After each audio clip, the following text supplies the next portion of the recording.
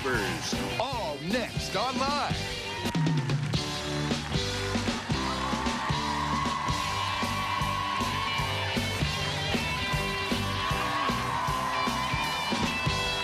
Now, here are Regis Philbin and Kelly Ripa.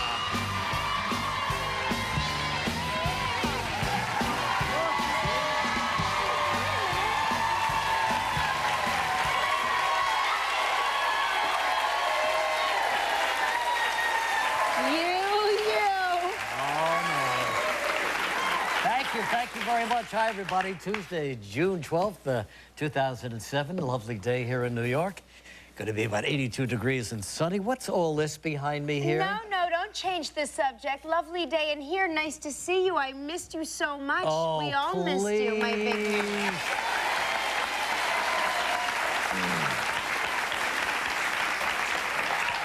People dressed up today at work because you were coming back from vacation. Is that right? You have to see them. When you're not here, essentially everyone is in their jammies.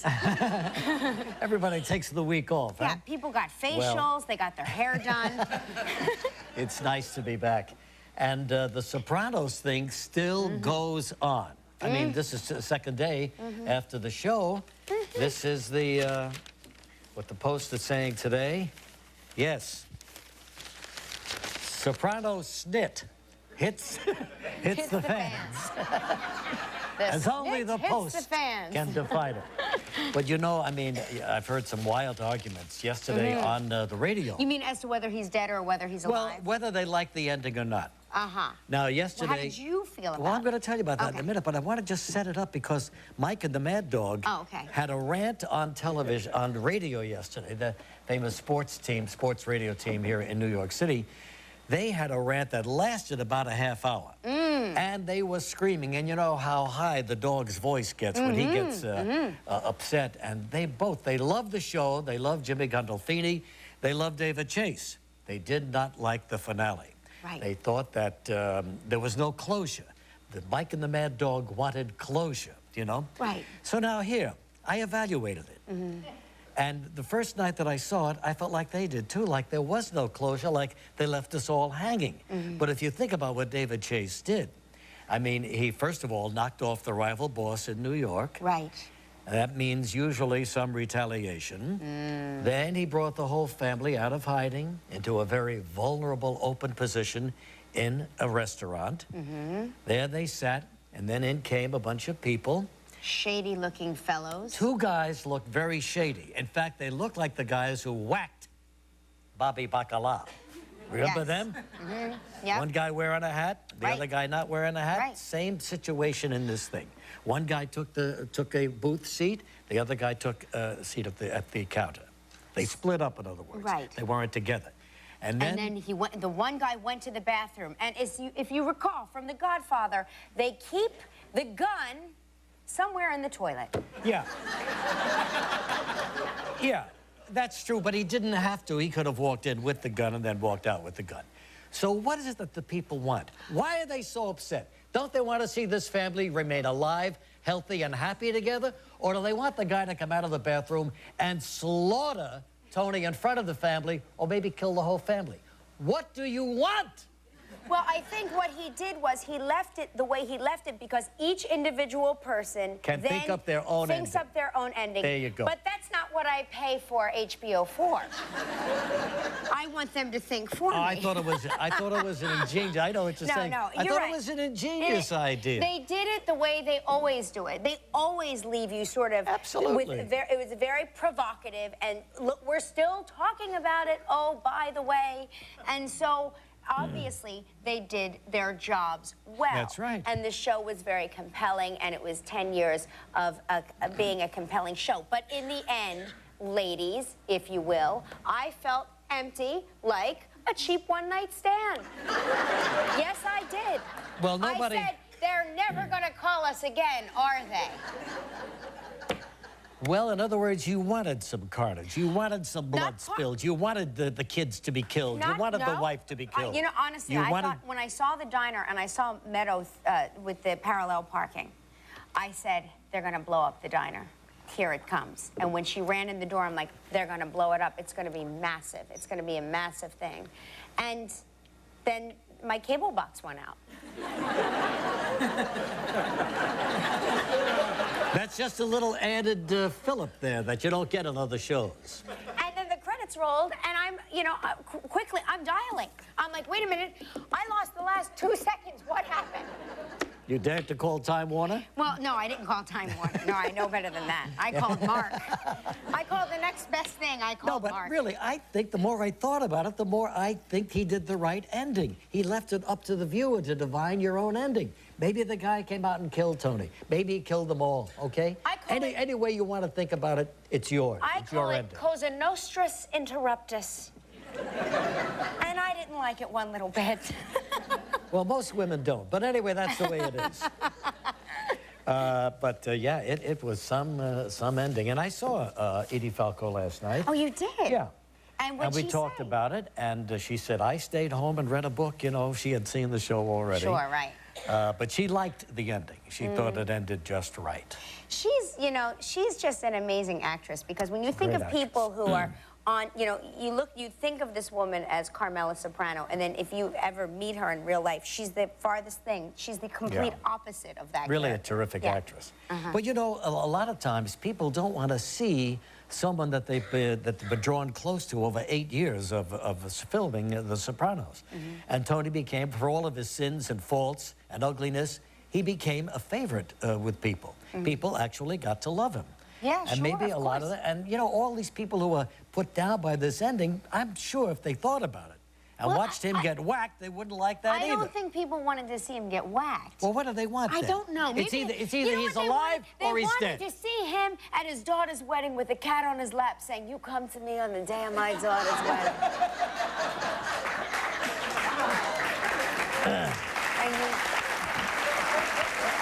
That's what they want. Well, they want him to say, "You can act like a man." You can't get over that Brando, can you?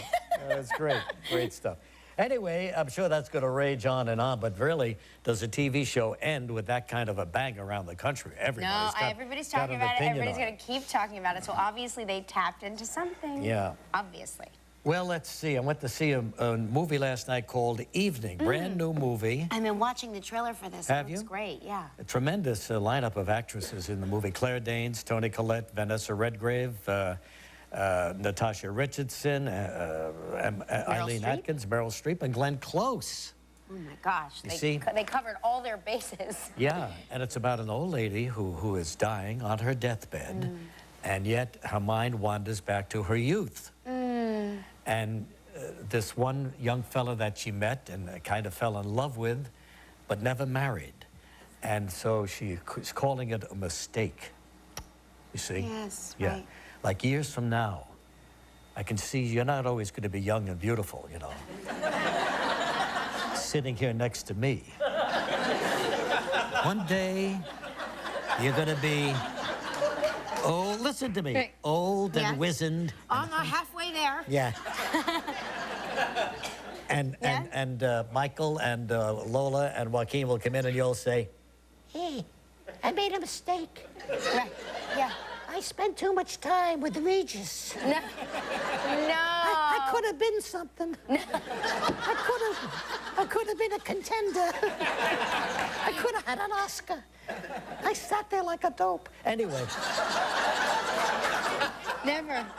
Never. So, but it's a long, involved, complicated movie, beautifully done, a little too long, maybe, and it cuts back and forth between Claire Danes, who plays her as a young girl, and well, movies are becoming longer and longer. They really are, yeah. Sometimes, you know, I don't want them to be 89 minutes either, because you know what that is. But this is a little bit over 2 hours, I think. But anyway, well done, and I think the women will enjoy it. Sure. Yeah. The women folk. Yeah.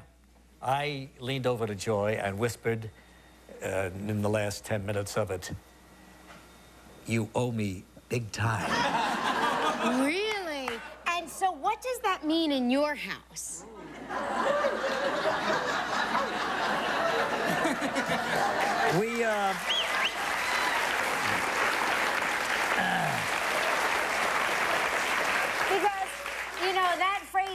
something different in every family.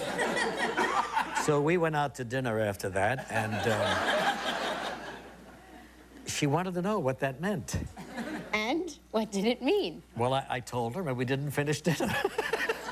No. Good for you, Regis. No, it's something that I want. I can't...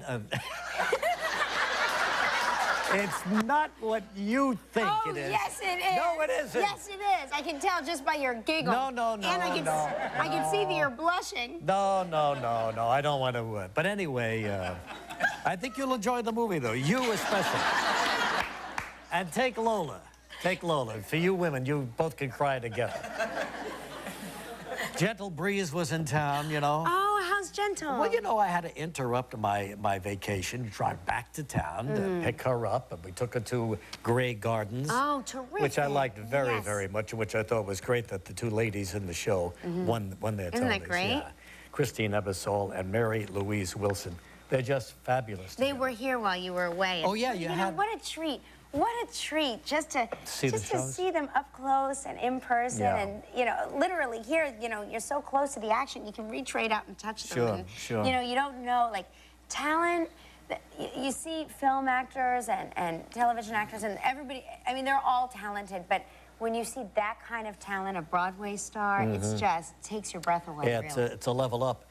But you know, I did see, did you see the documentary on the two ladies living out there in the mansion? I want to see that because everybody's talking about it. Well, you know, I saw it and I said, it's well... been around a long time, yeah, right? a long time, but I said, that's not for me. You know, I don't want to see the musical version of it, but they did a wonderful job on it. It was great. It's always surprising what they can turn into a musical. Absolutely. You know, and what I never thought they'd make a musical out of this. These two women living together and on each other's nerves, and one of them growing rather senile, the other one unhappy, you know.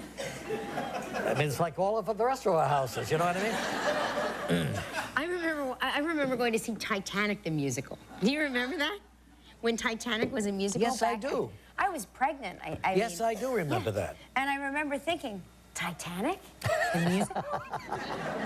But they did a good job on that, too. They did a really good job. I mean, the sequence when they're waking everybody up and it's like, wake up, wake up, wake up, wake up. It was a showstopper. It's amazing what they could do with situations, making songs around them. Yeah. Anyway, the Gentle Breeze came, you know. Yeah. And she's very sweet and low-key, you know. Yeah. Very quiet. So I knocked myself out. I took to all my favorite restaurants. Sure. Tonello. Yes. I said, had Dover Sole. I said, order the Dover Sole. It's the best. Had the Dover Sole. How do you like it?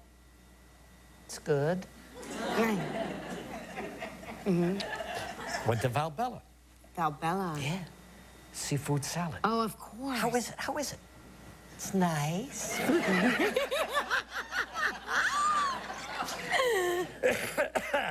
But she's afraid that if she says anything, that she could be, her nickname could be changed. From Gentle Breeze, you think she likes it? I think she likes being the Gentle Breeze. Yeah. Because you told me that Joy's other sister doesn't like her nickname as much. Who's that? I'm not saying it. One is nicknamed lovingly. Lovingly, I add. Nicknames, if I like you, I give you a nickname. If I don't like you, you'll hear your own name.